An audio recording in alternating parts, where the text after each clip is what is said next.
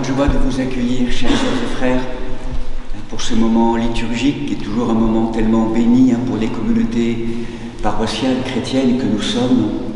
En ce moment béni, vous le savez aussi, du 1er novembre, nous le resituerons tout à l'heure, la fête de tous les saints. Et en vous rappelant, nous le signifions depuis quelques mois maintenant, comme une réappropriation de ce qu'était l'esprit des premières communautés chrétiennes à l'issue du baptême. Et vous l'êtes aujourd'hui baptisés, dans la très grande majorité. C'est comment réveiller en nous l'éveiller ou se réapproprier cette vocation qui est déposée en chacun d'entre nous, prêtre, roi, prophète. Et c'est en tant que prêtre, roi et prophète que nous sommes là tous ensemble, concélébrant d'un mystère qui ne nous appartient pas. Nous sommes tous, quelque part, chacun à notre niveau, au service de la prêtrise, de la seule prêtrise qui est celle du Christ, à travers le ministère qui est le mien à l'autel, mais aussi le vôtre en tant que sacerdoce royal. C'est tellement important de se rappeler cela. Nous sommes tous concélébrants, ce qui veut dire aussi une qualité d'engagement et de responsabilité, capable de réponse face aux tourments du monde. C'est d'offrir et de prendre en soi cela pour l'offrir et l'ouvrir à la grâce de l'Esprit, de laisser Dieu agir, de laisser l'amour agir. Quelque chose de nouveau peut apparaître au cœur même de la conscience de l'humanité collective. Que nous puissions être participants, coparticipants de tout ce travail ensemble. Donc aussi avec une posture, avec des chants que vous pouvez accompagner. Écoutez aussi ce ministère à la fois de projection de la parole, du chant et de l'écoute. C'est toujours ce va-et-vient, donc avec les petits documents qui vous sont donnés. Donc rassemblons ensemble dans ce grand cœur de notre humanité, de notre communauté, tous ces grands événements du monde, ces mauvaises nouvelles du monde souvent, mais aussi pour l'enraciner et l'ouvrir et permettre qu'au cœur même de tout cela, quelque chose de nouveau puisse se révéler, en lien avec tous ces lieux ensanglantés, tourmentés du monde, en Terre Sainte, en Terre Slave, en Afrique, tellement les lieux aujourd'hui sont embrasés de feu de colère et de haine. Laissons tout cela se déposer et l'ouvrir à la grâce du Seigneur. Merci d'être là.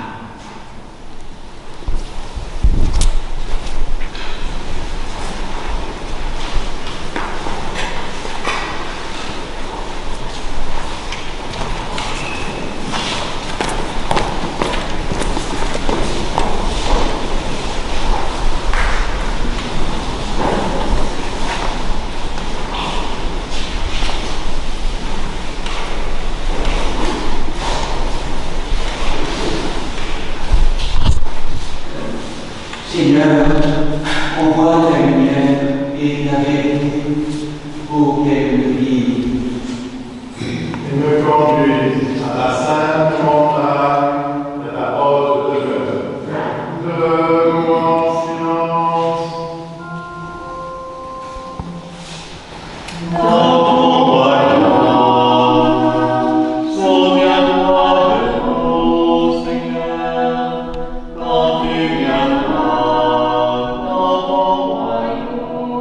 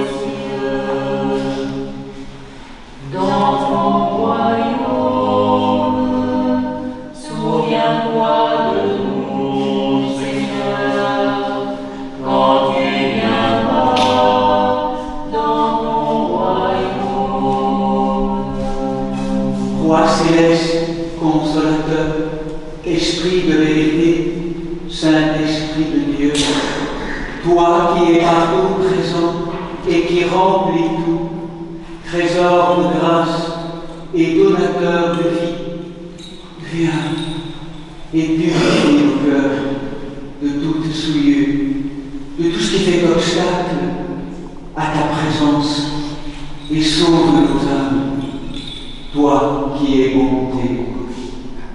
Amen. Debout en silence. Que la paix du Seigneur soit toujours avec vous. Et avec ton esprit.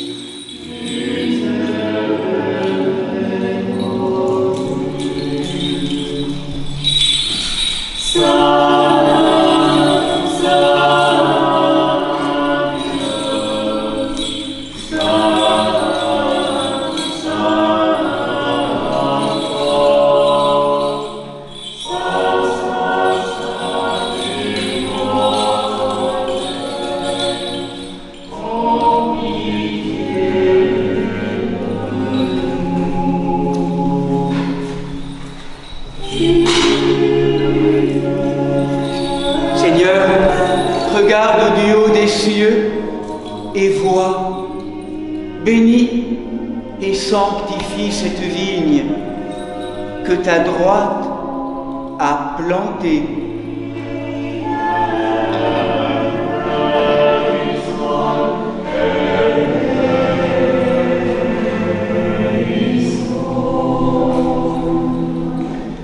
Gloire à toi qui nous a montré la lumière.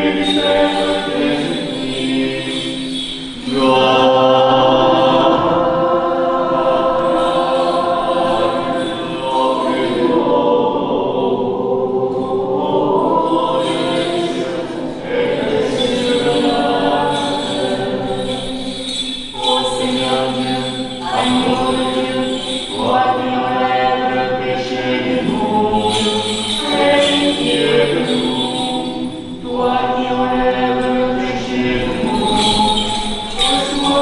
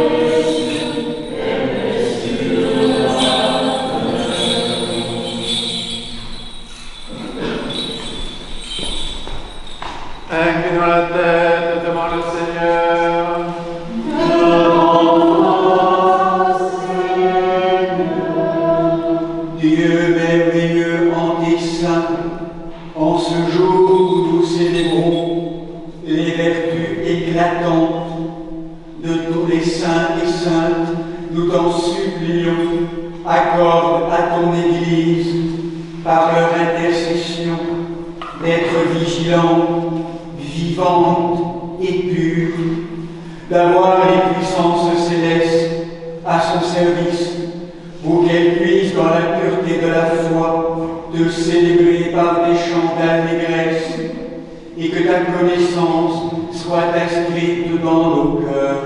Nous te le demandons par les prières de la toute Sainte Vierge Marie, Mère de Dieu et de tous les saints, ô Trinité sainte, qui vit et règne au siècle des siècles.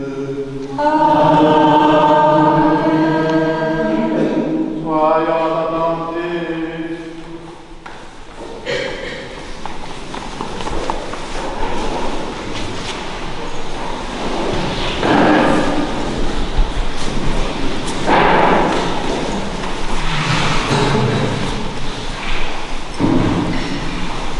Lecture du livre d'Isaïe, le prophète. Ce jour-là, la racine de Jessé, qui se dresse comme un signal pour les peuples, sera recherchée par les nations et sa demeure sera glorieuse. Ce jour-là, le Seigneur étendra la main une seconde fois pour racheter le reste de son peuple, ce qui restera à Assur et en Égypte, à Patros, à Couche et en Élam, à Chinéam, à Hamath et dans les îles de la mer. Il se dressera un signal pour les nations et rassemblera les bannis d'Israël. Il regroupera les dispersés de Juda des quatre coins de la terre. Alors cessera la jalousie d'Éphraïm et les ennemis de Juda seront retranchés. Éphraïm ne jalousera plus Juda et Juda ne sera plus hostile à Éphraïm. Ainsi parle le Seigneur, le Saint d'Israël.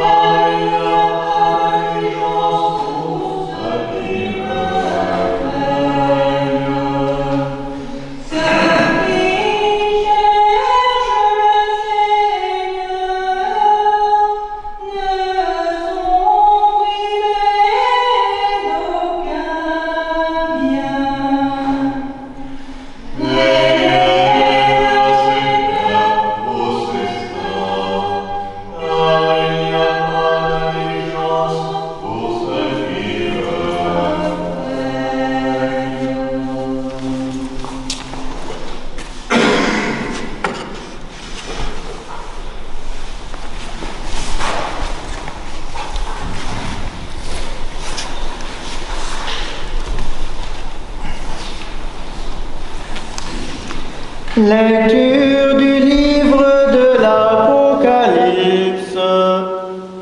Après quoi, voici qu'apparut à mes yeux une foule immense que nul ne pouvait dénombrer, de toute nation, race, peuple et langue, debout devant le trône et devant l'agneau, vêtus de robes blanches, des palmes à la main, ils criaient d'une voix puissante: le salut à notre Dieu qui siège sur le trône, ainsi qu'à l'agneau.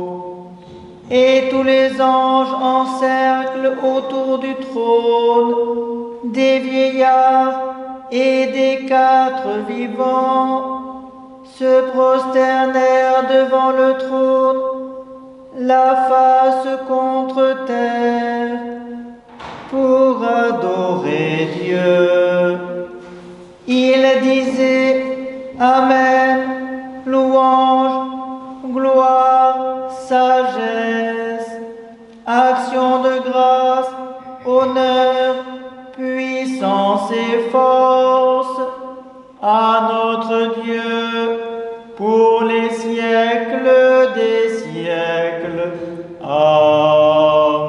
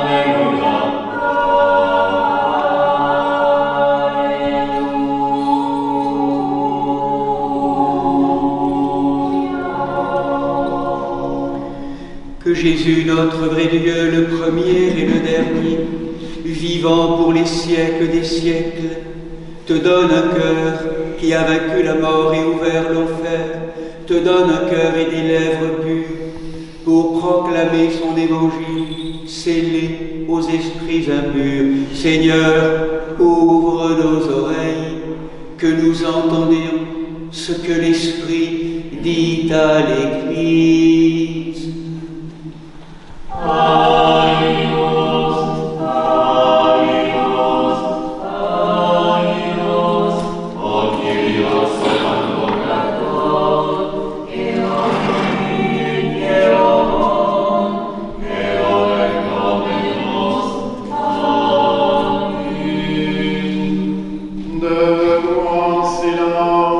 Écoutons le Saint Évangile. Que la paix du Seigneur soit toujours avec vous. Lecture du Saint Évangile selon Saint Matthieu.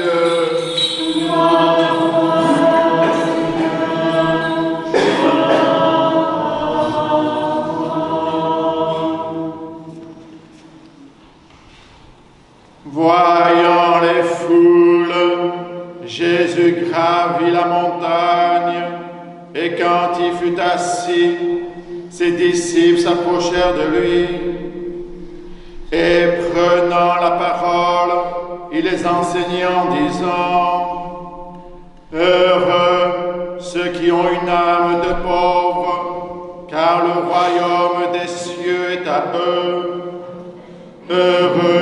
doux, car ils posséderont la terre. Heureux les affligés, car ils seront consolés. Heureux les affamés et assoiffés de la justice, car ils seront rassasiés. Heureux les miséricordieux, car ils obtiendront miséricorde. Heureux les cœurs purs, car ils verront Dieu. Heureux les artisans de paix, car ils seront appelés fils de Dieu. Heureux les persécutés pour la justice, car le royaume des cieux est à eux. Heureux êtes-vous quand on vous insultera, qu'on vous persécutera et qu'on dira faussement contre vous toutes sortes d'infamies à cause de moi. Soyez dans la joie et l'allégresse, car votre récompense sera grande dans les cieux. C'est bien ainsi qu'on a persécuté les prophètes, vos devanciers. Vous êtes le sel de la terre, mais le sel vient à s'affadir. Avec quoi le saleront-on? Il n'est plus bon à rien qu'à être jeté dehors et foulé aux pieds par les gens. Vous êtes la lumière du monde. Une ville ne se peut cacher qui est sise au sommet d'un mont. Et l'on n'allume pas une lampe pour la mettre sous le boisseau, mais bien sur le lampadaire, où elle brille pour tous ceux qui sont dans la maison. Ainsi, votre lumière doit-elle briller devant les hommes, afin qu'ils voient vos bonnes œuvres et glorifient votre Père qui est dans les cieux.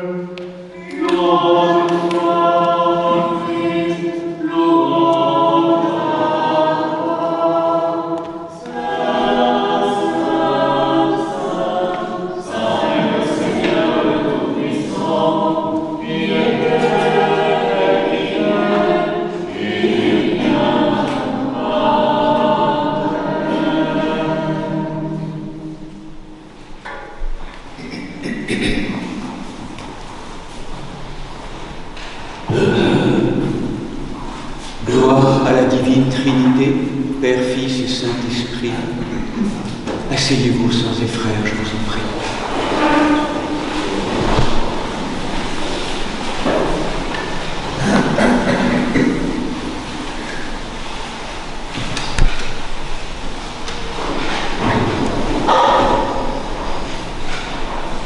Elles sont là, ces présences, ces saintes présences de ces hommes, de ces femmes, de ces hommes, de ces enfants, de ces adolescents, dans la communion des saints.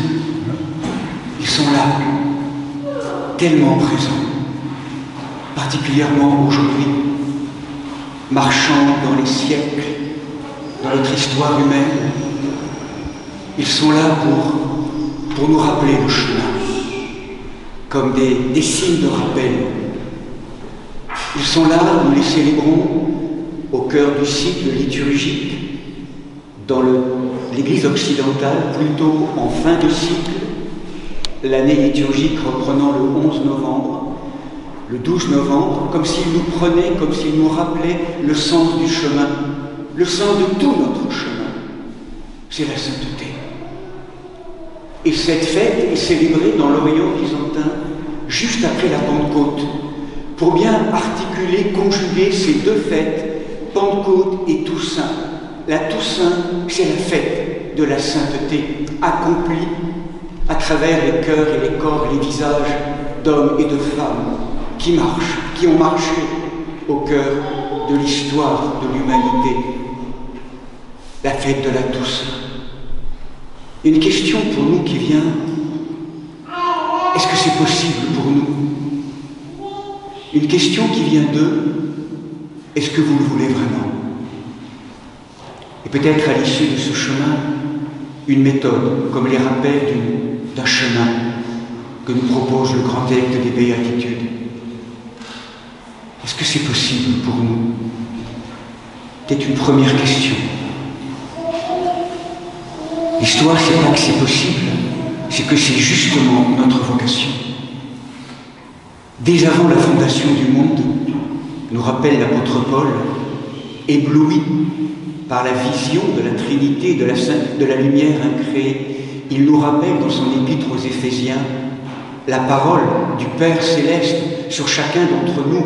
Dès avant la fondation du monde, je vous ai choisi, je vous ai élus, chacun, chacune, pour être saints et immaculés dans le Fils, dans le Christ Jésus, pour devenir véritablement des fils et des filles aimés dans la présence du Fils. Nous sommes créés pour cela. La sainteté est notre chemin. C'est le retour à la santé originelle qui est ni plus ni moins de révéler et de faire advenir ce pourquoi nous avons été créés. La fille et le Fils, aimés, uniquement aimés, infiniment aimés du Père. Comme une image, on pourrait dire, d'une femme déposant 3 mesures de levain dans la pâte et qui va attendre le temps que ce levain agisse pour qu'après une cuisson appropriée, un bon pain doré et parfumé apparaisse.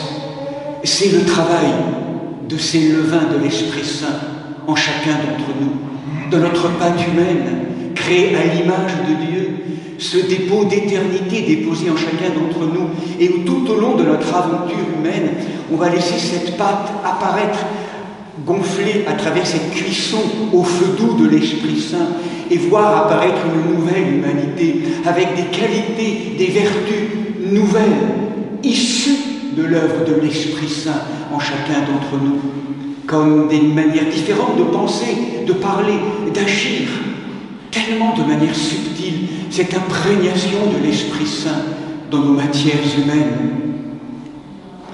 Un vieil instituteur nous rappelait, Christiane Singer, s'étonnait de voir comment il était étrange que tous ses collègues cherchaient à réformer toute une vie au cœur de l'éducation. Et il rappelait de manière tellement sage, mais ne savent-ils pas qu'en vérité, en ouvrant de manière nouvelle et différente une porte, ou en marchant tranquillement et paisiblement sur la terre, ils peuvent révolutionner le monde? C'est une manière nouvelle de vivre, à travers une manière de penser, de parler, issue de l'Esprit Saint. C'est notre chemin. C'est ce pourquoi nous avons été créés. Mais la question qui est la leur, des saints et des saints, qui nous interpelle aujourd'hui, est-ce que vous le voulez vraiment? Est-ce que vous le voulez vraiment aujourd'hui donner votre vie pour cela? C'est-à-dire vous laisser être déplacé de tous les conforts, de toutes les identifications auxquelles la vieille humanité s'est ordonnée. Le voulez-vous vraiment? Quelque part, d'arrachement en arrachement à tout ce à quoi vous êtes identifié, voulez-vous vraiment muter, mourir à vous-même? Parce que ce n'est pas un chemin tranquille, c'est un chemin qui va vous conduire dans l'inconfort. D'arrachement en arrachement, de transformation en transformation. Le voulez-vous vraiment? Être déplacé de vos indolences, de vos conforts, de vos arrestations, le voulez-vous vraiment? Mourir pour renaître.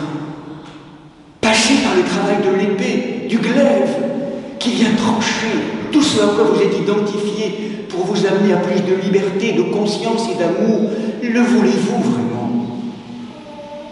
Pour Sainte Thérèse de Lisieux, à la fin de sa vie, elle disait « Je veux être sainte, sinon rien. » À quoi ça sert de vivre si notre matière et le temps que nous passons sur la terre n'est pas un lieu de révélation et d'accomplissement d'une lumière, d'une conscience, d'une liberté, d'une vie, d'une joie qui est déjà là déposée et pas encore actualisée? À quoi ça sert de vivre pour mourir éternellement alors que nous sommes créés pour vivre éternellement? À quoi ça sert? Le voulons-nous vraiment? Et la petite Thérèse, dans une contemplation bouleversante, alors qu'elle constatait à quel point elle avait soi-disant peu de talent, découvre à travers l'avènement de l'ascenseur à la fin du XIXe siècle. Le fait que l'ascenseur, pour elle, qui va la conduire droit au ciel, c'est de se blottir dans les bras de Jésus, du Christ, de l'Esprit. Et ce qu'elle entend, c'est que le Christ et l'Esprit Saint lui demandent de ne pas grandir, d'être encore plus petite, de se blottir pour devenir petite, pour devenir légère, pour devenir désentravée, déligotée d'elle-même, pour que dans ce travail d'humilité, dans cette petitesse consentie et retrouvée, elle puisse le laisser être grand. Le voulons-nous cela? C'est en tout cas ce chant que les saints et les saintes nous proposent d'entonner avec eux aujourd'hui. Ce chant, tout au long de la vie, de leur vie, tout au long des siècles, ils l'ont reçu. Comme tout ce peuple rassemblé autour de Jésus, il y a 2000 ans, sur une colline verdoyante de Capharnaüm, ce chant des béatitudes, c'est un chant révolutionnaire. C'est ce chant qui prélude, qui préside à l'avènement du monde nouveau. Et qu'est-ce qu'il nous dit, le maître des béatitudes?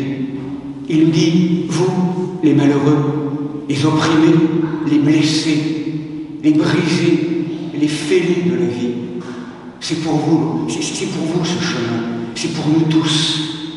Parce que le royaume de Dieu, il est déposé en chacun d'entre vous.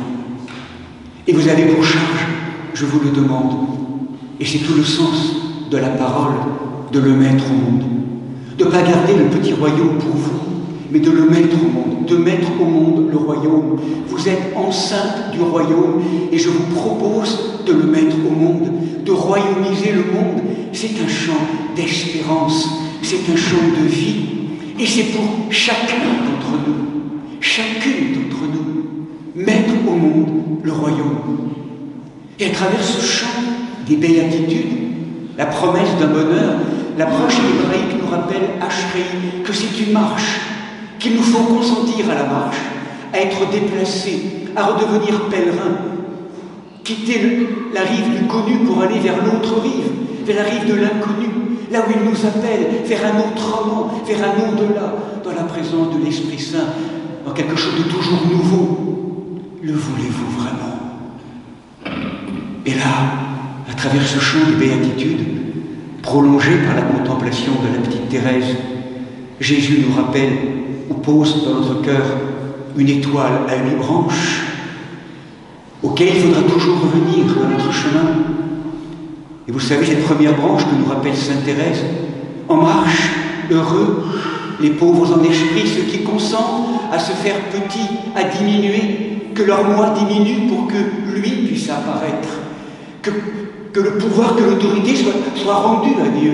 Le royaume des cieux est à eux. Là, immédiatement, cette petitesse, cette pauvreté en esprit, se blottir dans les bras, dans le cœur de l'être Christ, de l'être Jésus, du Christ, de Marie, de l'Esprit Saint, se blottir. Et pour le laisser se blottir, ou pour nous blottir en eux, c'est comme s'il fallait qu'on soit allégé, il fallait qu'on consente à perdre du poids, à perdre toutes les chaînes qui refusent, qui résistent.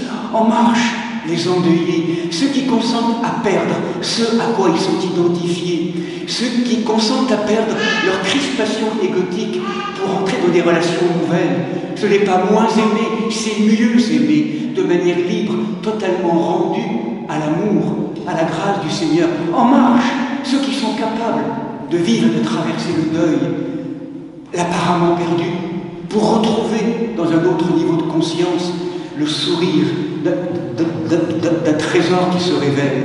Et là, dans ce déligotage de toutes nos chaînes, en marche, les doux, ceux qui peuvent rencontrer la terre de manière nouvelle, en ayant quitté les prétentions, les illusions, les toutes-puissances, les côtés anguleux de la relation, de pouvoir toujours adoucir la relation avec la matière des mondes.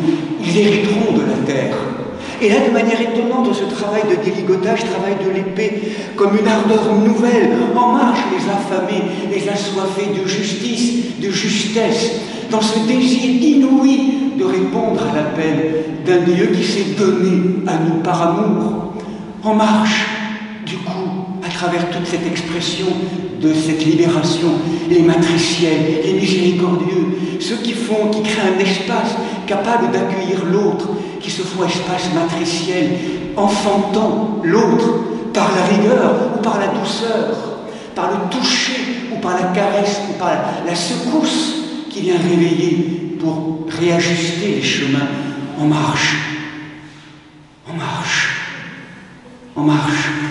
Ceux qui veulent vraiment entendre ce travail de purification du cœur, unifier le cœur, le rendre pur, le rendre simple, le rendre libre par une garde vigilante et une prière capable, en marche, d'être des artisans de paix, ce tissu de paix, d'entièreté, d'intégrité retrouvée, en marche êtes-vous, à travers cette étoile et ces branches, ceux et celles qui un jour, pas compris, persécutés, rejetés devant leur engagement, pourront continuer à aimer leurs ennemis. En marche, ceux qui vivent cette expérience de difficulté, de tourment, de rejet, parfois d'humiliation, et qui sont là, debout, qui ne cèdent pas sur leur plus intime désir, à cause de Jésus, à cause de Jésus, à cause de l'être qui aime en chacun de vous. En marche.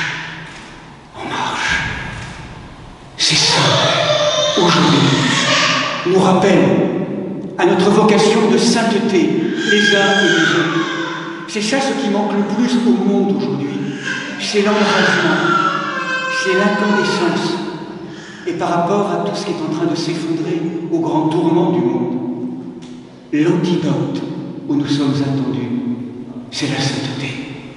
C'est ça qui va transformer le monde. Là est la révolution profonde, silencieuse, que nous puissions entendre aujourd'hui cet appel comme une forme d'insurrection des consciences, comme si ces saints et ces saints nous appelaient au grand réveil, au grand retournement, à la grande transformation de notre matière humaine.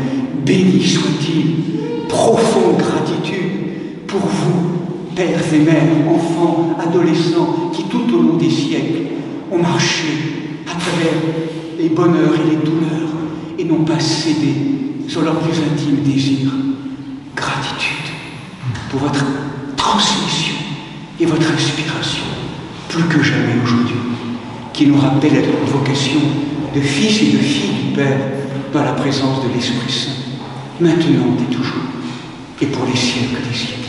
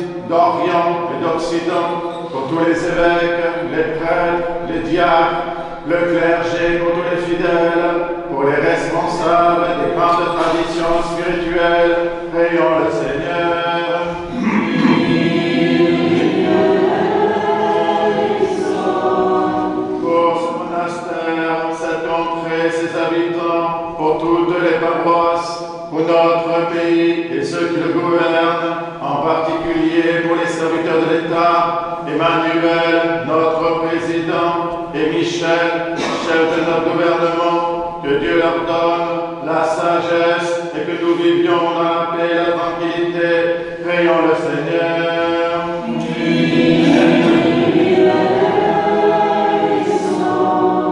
Pour les élus du peuple et les serviteurs de l'État, pour les moines et moniales et ceux qui ont prononcé des vœux, pour les vierges, les époux, pour les veuves et orphelins, pour ceux qui peinent sous d'épuisants travaux, qui sont privés d'emploi, sans domicile ou en exil sur les routes du monde, prions le Seigneur.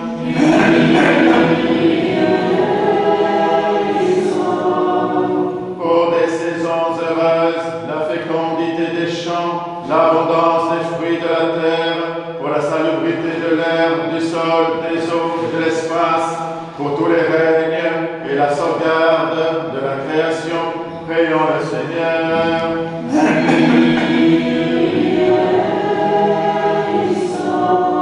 Pour les catéchumènes et en particulier pour Gladys, Isis, Naja, Rachel, Nora, Adam, Éloi, Thiago, Olivia, et pour ceux qui cherchent Dieu sans encore pouvoir le nommer, qui ne le cherchent pas encore ou résistent à sa grâce, prions le Seigneur.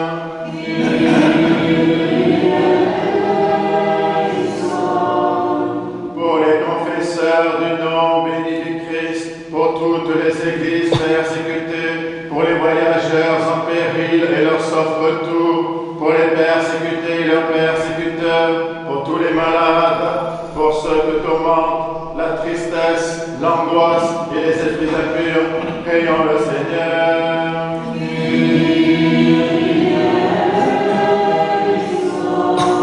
Pour nos pères, mères, frères et sœurs défunts qui reposent près d'ici et partout ailleurs, et en particulier pour notre archevêque, Monseigneur Vigile, Sœur Anne et Sœur Landine, prions le Seigneur.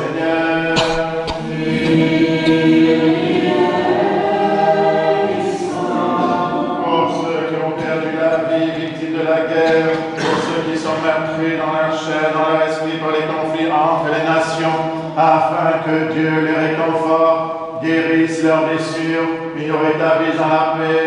Prions le Seigneur.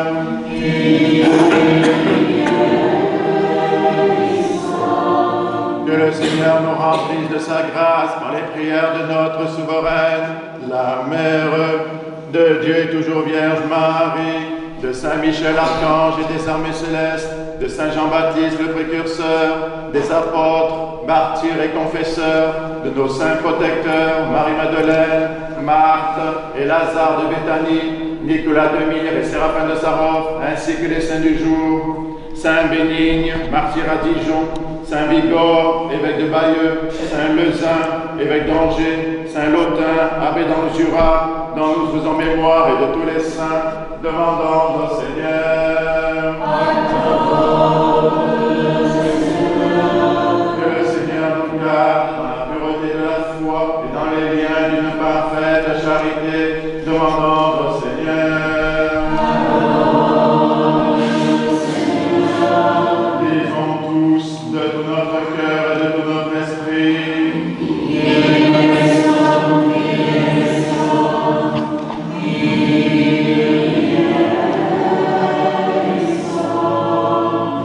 Ô Dieu, notre refuge et notre force, sois dispensateur de tout bien, sois attentif aux supplications de ton Église et accorde-nous ce que nous demandons avec tant de confiance, par ta miséricorde et ton amour pour tous les êtres, Père, Fils et Saint-Esprit, ô notre Dieu, qui vit, qui règne et triomphe au siècle des siècles. Debout, sagesse, soyons en silence. Que la paix du Seigneur soit toujours avec vous. Que nos lèvres s'ouvrent, que notre bouche proclame ce qu'elle a foi déposé dans nos cœurs.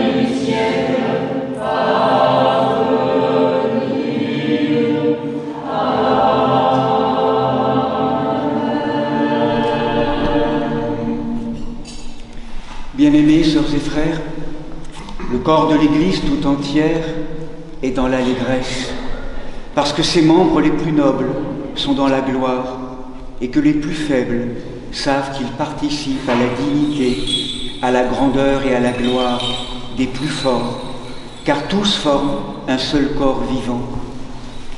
Unis à la très sainte Mère de Dieu, aux phalanges angéliques, à la foule innombrable de tous les saints connus et inconnus, implorez avec moi l'Esprit Saint, afin qu'il me communique sa vertu ineffable, et que moi, Martin, évêque indigne, j'ose apporter la sainte oblation de notre Seigneur et Sauveur Jésus-Christ. Car en vérité, c'est lui qui offre et qui est offert, qui reçoit et qui se distribue, co-éternel au Père et à l'Esprit Saint, au siècle des siècles. Amen. L'Esprit Saint descendra sur toi. Pardonnez-moi, sœurs et frères, Pardonne-nous, Seigneur Saint, et prie-nous. que le saint amour, maître de tout Christ vivant, nous pardonne et nous bénisse.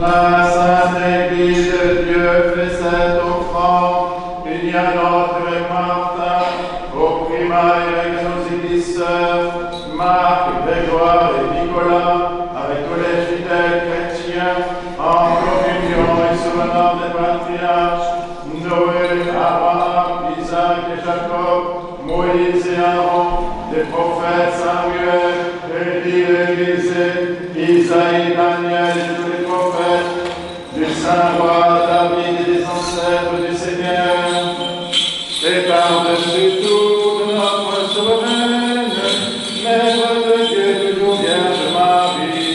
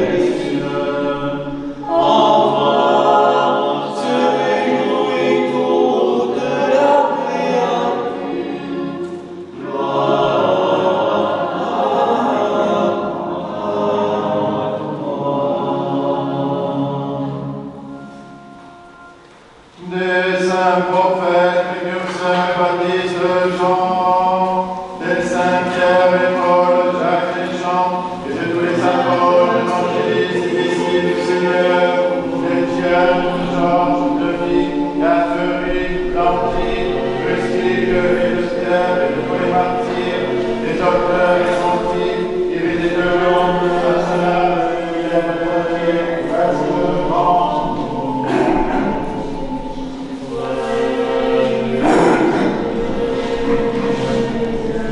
Grégoire le théologien, Jean Chrysostome, Ambroise de Milan, Augustin d'Hypos, Léon de Rome, Martin le Miséricordieux, Nicolas le Pointure, Germain de Paris, Césaire d'Arles, les abbés Noël, Antoine, Pacôme, Jean Cassien, Honorat de Reims, Benoît de Nercy, Colombon, Geneviève, Radebon, Gauthier, Séraphin de Saron, Jean de Kronstadt, Nectaire d'Égypte, Jean de San Francisco, de Jean de Saint-Denis, des saints et saintes, Marc, Marie et Lazare de Béthanie, des saints, de tous les appels de tous les saints, dont nous célébrons la mémoire aujourd'hui, et de tous les saints.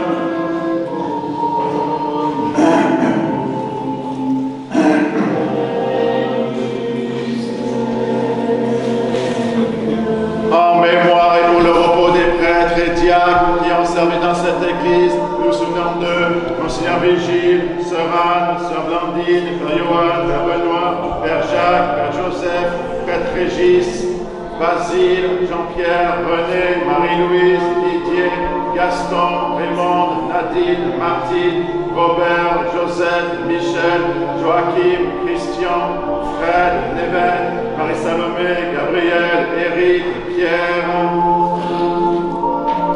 et de tous les serviteurs défunts dont les noms sont inscrits dans ces diptyques et qui se sont endormis dans la paix et la foi, dans l'attente de la résurrection bienheureuse, que le Seigneur leur donne le repos, là où brille la lumière de sa face.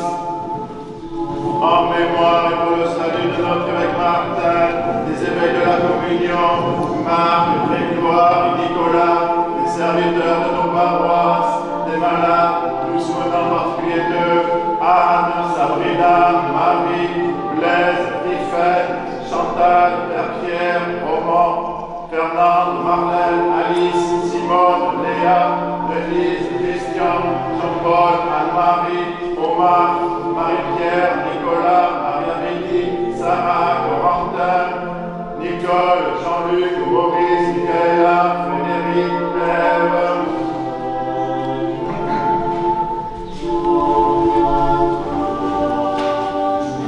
Et de tous les fidèles dont les noms sont conservés ici, que le Christ, notre Seigneur, les inscrive tous au livre de vie. Seigneur Jésus, Dieu Tout-Puissant, dans ton amour, célébrant tous les saints et saintes de l'ancienne et de la nouvelle alliance en une seule solennité, nous te supplions que dans leur prière unanime, les vivants et les défunts forment un seul corps, ne soient qu'une seule âme et un seul esprit, afin qu'ils te connaissent, toi, seul Sauveur du monde, ami de l'homme, co-éternel au Père et à l'Esprit Saint. À toi louange, bénédiction, sagesse, puissance, force et action de grâce, au siècle des siècles.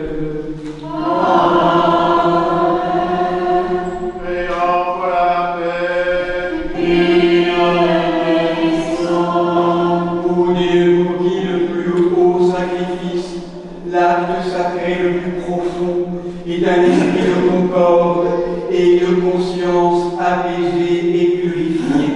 Donne-nous la joie d'une paix véritable par Jésus-Christ, ton Fils, notre Seigneur, qui vit et règne avec toi dans le Saint-Esprit, un seul Dieu, au siècle des siècles. Amen.